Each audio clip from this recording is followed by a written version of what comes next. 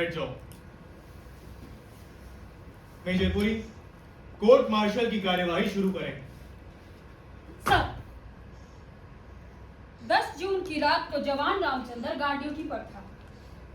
रात को 9 बजे रेजिमेंट के 2 अफसर कैप्टन मोहन वर्मा और कैप्टन कपूर मोटरसाइकिल पर गार्ड चौकी के पास से गुजरे। जवान रामचंद्र ने सरकारी राइफल से उन पर गोली चला दी। कैप्टन मोहन वर्मा की हादसे की जगह पर ही मौत हो गई। कैप्टन कपूर गंभीर रूप से घायल हो गया। कैप्टन कपूर बच गया क्योंकि गोली उसके बाएं कंधे के पास लगी थी। अगर उसे एकदम से मिलिट्री हॉस्पिटल ना पहुंचाया जाता, ऑपरेशन ना किया जाता, तो कैप्टन कपूर की भी मौत हो जाती। यकीनन मौत। डॉक्टरों की रिपोर्ट के मुताबिक गोली अगर 2 इंच नीचे हाथ पर लगती तो कैप्टन कपूर के बचने का सवाल ही ना था। इसका मतलब है कि जवान रामचंद्र जानबूझकर दोनों अफसरों का कत्ल करने का पक्का इरादा कर चुका था। इसलिए इंडियन आर्मी एक्ट 69 और इंडियन पीनल कोड की धारा 302 के तहत जवान रामचंद्र का जनरल कोर्ट मार्शल किया जा रहा है। जानबूझकर, होशो हवास में मर्डर करने, कत्ल करने पर कोर्ट मार्शल। ये जनरल कोर्ट मार्शल जानबूझकर, होशो-हवास में कैप्टन मोहन वर्मा की हत्या और कैप्टन कपूर पर कातिलाना हमला करने की वजह से किया जा रहा है। क्या तुम अपना जुर्म इकबाल करते हो? How do you plead? Guilty और नॉट? सर सर बैठ जाओ जवान रामचंद्र। मेजर पुरी, पहला गवाह पेश करें। Yes captain Vikas Rai, what is the problem? Sir, इससे पहले कि मेजर पुरी गवाह पेश करें, मुझे कुछ कहना है। अभी कोर्ट मार्शल की कार्यवाही शुरू ही नहीं हुई और कैप्टन विकास राय के ऐतराज शुरू। बोलो। सर, मेजर पुरी ने कई बार जवान रामचंद्र कहकर पुकारा। तो क्या बोले थे? मेजर पुरी को जवान रामचंद्र नहीं बल्कि सवार रामचंद्र बोलना चाहिए। सर, क्या मतलब? What the hell do you mean? Ramchandra सेना में जवान है या नहीं? फिर क्या पड़ता है फर्क जवान कहने से या सवार पुकारने से? सर, फर्क पड़ता भी है और नहीं भी पड़ता। आप इन्फेंट्री के कर्नल हैं, अभी मैं आपको मेडिकल का कर्नल तो नहीं पुकार सकता ना। सर, रामचंद्र बख्तरबंद रेजिमेंट का है और बख्तरबंद दस्ते वालों को सवार पुकारा जाता है सर, जवान नहीं। कैप्टन राय ठीक है, सरकारी वकील मेजर पुरी को सवार रामचंद्र पुकारना चाहिए। शायद डिफेंस काउंसिल किसी तकनीकी गलती के वजह से कोर्ट मार्शल का फैसला रद्द करवाने के चक्कर में है। सर, सेना के कानून विभाग ने आप जैसे सीनियर अफसर को जज, एडवोकेट, सलाहकार जज बनाकर भेजा है। आपके होते हुए कोई तकनीकी गलती क्यों कर हो सकती है? जीवन और मृत्यु के निर्णय तकनीकी आधार पर नहीं सर, बल्कि जो सच होता है उस पर होता है। और सच तो हमेशा अपने आप बोलता है। झूठ की घुमावदार गलियों में वो रास्ता नहीं भटकता, कभी नहीं भटकता। कैप्टन राय, उतनी ही बात करो जितना इस कोर्ट मार्शल से मतलब है।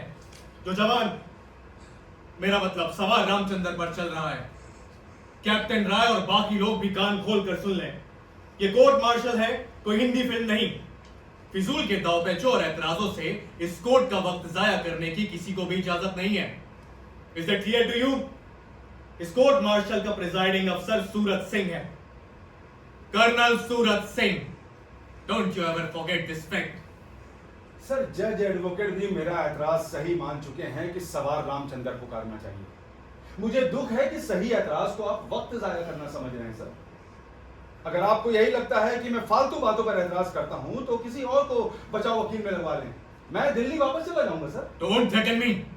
सबको पता है कत्ल रामचंद्र ने किया है। अखबारों में भी ये खबर छप चुकी है। रामचंद्र ने भी अपना जुर्म इकबाल कर लिया। मैं जानता हूं, तुम जानते हो, यहां बैठे सारे लोग जानते हैं, सारी दुनिया जानती है कि कत्ल किसने किया। फिर ये ट्रायल रामचंद्र का है या नहीं, चाहे उसे सवार कहें या जवान। सर, आपने तो मुकदमे की सुनवाई के पहले निर्णय ले लिया कि खूनी कौन है।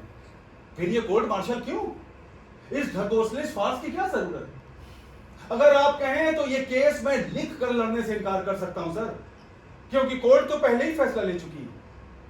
वैसे सर, ये जरूरी नहीं, बिल्कुल जरूरी नहीं कि अखबार में छपी सारी खबरें सच हो। छपे हुए शब्दों को झूठ बोलने की आदत होती है सर। कैप्टन राय, बैठ जाइए।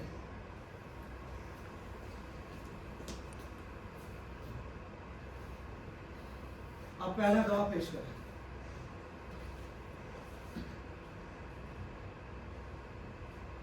इस मुकदमे के पहले गवाह हैं रेजिमेंट के सूबेदार बलवान सिंह।